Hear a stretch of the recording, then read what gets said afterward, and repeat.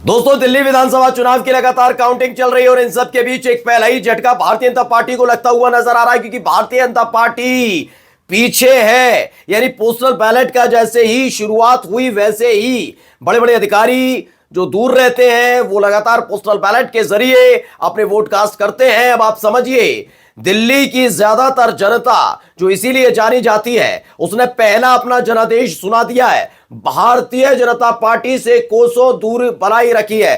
पहला मैं दिखाने जाऊंगा आपको आम आदमी पार्टी के लेकर भारतीय जनता पार्टी के हालात क्या है, कांग्रेस कहां खड़ी हुई है, एक एक तस्वीर दिखाने जा रहा हूं, कौन आगे कौन पीछे है। यही नहीं, कितने बजे तक क्लियर होने जा रहा है रिजल्ट वो भी आपको दिखाऊंगा। नमस्कार, मैं हूं प्रज्वल गौतम और आप देख रहे हैं टाइम्स एक्सप्रेस। बिना देर किए सबसे पहले एबीपी न्यूज का मैं दिखाने जा रहा हूं। इसमें 5 सीटों पर आम आदमी पार्टी आगे है, 3 सीटों पर भारतीय जनता पार्टी आगे चल रही है। बड़ी खबर है, आम आदमी पार्टी 5 सीटों पर आगे है। ये तबका है जब पोस्टल बैलेट खुले थे, और पोस्टल बैलेट कौन करता है आपको पता ही है, सेना के जवान हैं जिनकी ड्यूटी बाहर लगी हुई है, रहने वाले दिल्ली के हैं, वोटर दिल्ली के हैं लेकिन बाहर ड्यूटी है, सरकारी नौकरी है, तमाम चीजें, उनको पोस्टल बैलेट की सुविधा दी जाती है कि आप वोट कास्ट कीजिएगा। पोस्टल बैलेट के जरिए आप कर सकते हैं बिना आए। और पोस्टल बैलेट की जो शुरुआत हुई है उसमें आम आदमी पार्टी ने जबरदस्त बढ़त बना ली है। यानी आम आदमी पार्टी ने 5 सीटों पर बढ़त बनाई, 3 सीटों पर बीजेपी की बढ़त है। बीच में कांटे की टक्कर जरूर नजर आ रही थी, लेकिन ऐसा लग रहा है कि आम आदमी पार्टी बड़ी तेज रफ्तार से बढ़ती हुई नजर आ रही है। एक एक तस्वीर आपको दिखाऊंगा, लेकिन इन सब के बीच और जो तमाम चीजें हैं वो भी दिखाने की कोशिश करेंगे। मैंने आपसे कहा था कि आम आदमी पार्टी जो है वो तेज रफ्तार से बढ़ती हुई नजर आएगी। जश्न की तस्वीरें कल भी आपको दिखाई थी, वो तस्वीरें आपको फिर से दिखा देता हूं, पहले वीडियो देखिए आप। तो ये वीडियो भी निकल कर आई थी जिसमें आपने पहले ही तैयारी देखी थी आम आदमी पार्टी की तरफ से।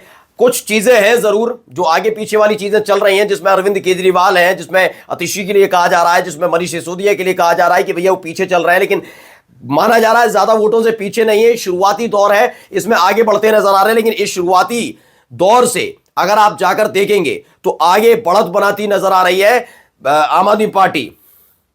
अब देखिए, खबर ये भी है, न्यूज 24 का भी आंकड़ा गया, देख लीजिए। 10 सीटों पर बीजेपी आगे है, तो वहीं आम आदमी पार्टी अकेले अपने दम पर 11 सीटों पर आगे है। बीजेपी प्लस, ये पढ़िएगा, इसमें एलजेपी, इसमें जनता दल यूनाइटेड वो भी शामिल है। जबकि 10 सीटों पर आगे है बीजेपी, तो 11 सीटों पर आम आदमी पार्टी अकेले आगे है। और इन सब के बीच जो खेला हो रहा है वो भी खेला अब आपको दिखाऊंगा अपनी इस वीडियो में, क्योंकि जो खेल किया जा रहा था वही खेल का जिक्र आम आदमी पार्टी के कन्वेनर यानी संयोजक अरविंद केजरीवाल ने पहले ही कर दिया था। क्या वाकई आम आदमी पार्टी को जो नुकसान होगा वो सिर्फ बीजेपी की वजह से होने जा रहा है? बीजेपी का फायदा कौन पहुंचा रहा है वो भी आपको दिखाऊंगा।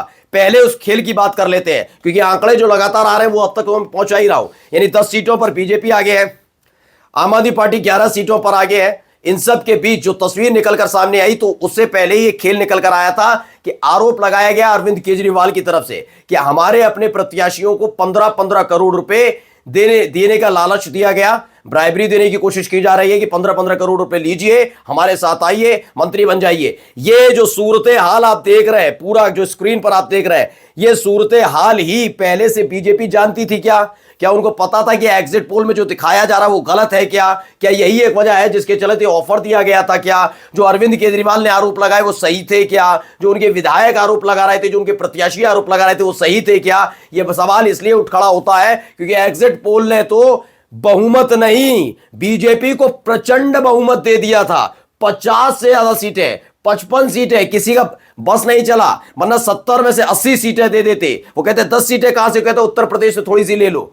ये हरकतें करने पर उतर आए, वही वाली जैसे लोकसभा चुनाव में किया, वही वाली जो हरियाणा में किया, महाराष्ट्र में किया, झारखंड में किया, वैसे ही हरियाणा में करने की, दिल्ली में करने की कोशिश हो रही थी। लेकिन जो तस्वीर निकलकर सामने अब तक आई है, 10 सीटों पर बीजेपी आगे, 11 पर आम आदमी पार्टी, और यह आंकड़ा धीरे धीरे धीरे धीरे धीरे धीरे बढ़ता जा रहा है। आम आदमी पार्टी का तेज रफ्तार से आंकड़ा बढ़ता जा रहा है। बड़ी खबर है आज की।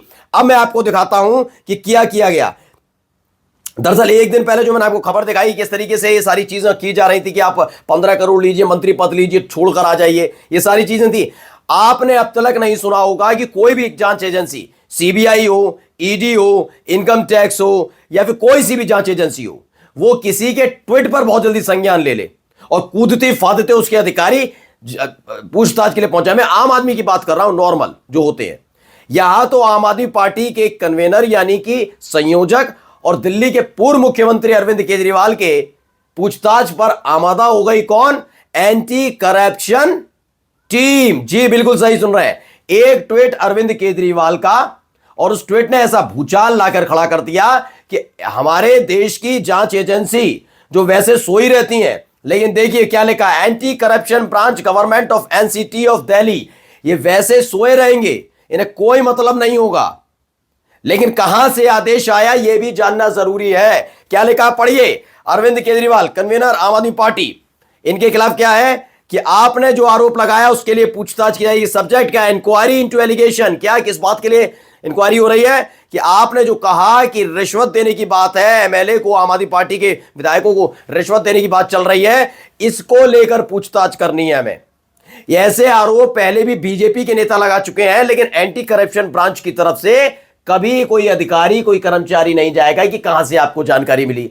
अगर इतनी ही जानकारी चाहिए तो उनके अपने ही विधायक, उन्हीं लोगों ने नंबर डाला है, आप उस पर बातचीत कर लीजिए।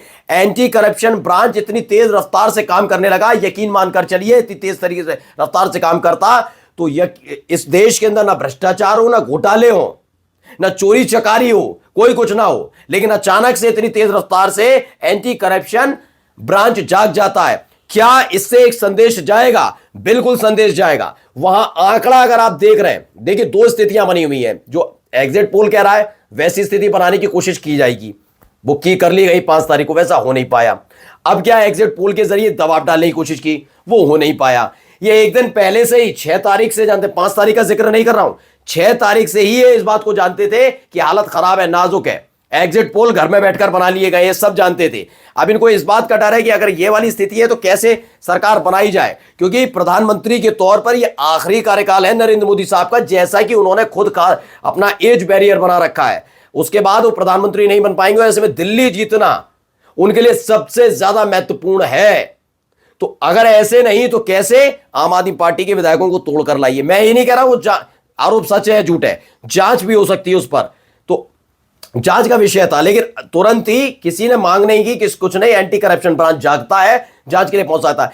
इससे क्या दबाव पड़ता नजर आएगा? इससे दबाव पड़ता नजर आएगा आम आदमी पार्टी के विधायकों पर कि पूर्ण बहुमत की अगर सरकार में पहुंच भी जाती है, क्योंकि मैं फिर बता रहा हूं इतनी ज्यादा सीटें नहीं आने जा रही, फिर भी उन्होंने 16 का जो आंकड़ा निकाला, बिल्कुल 16 सीटें ज्यादा है, 15-16 सीटें ज्यादा आएंगी बहुमत से ज्यादा आम आदमी पार्टी की। और इतने ही विधायकों को अगर यह डर दिखाकर के आपका अपना अरविंद केजरीवाल तो जेल जा सकता है, यह डर दिखाकर अगर तोड़ लिया जाए तो सरकार आसानी से बनाई जा सकती है। पूरा वही खेल चल रहा है, क्योंकि आंकड़े बता रहे हैं कि बामुश्किल 10 बजते बजते, मैक्सिमम 10 बजते बजते न केवल तस्वीर क्लियर होगी, बल्कि आम आदमी पार्टी जीत का ऐलान भी कर देगी। नमस्कार।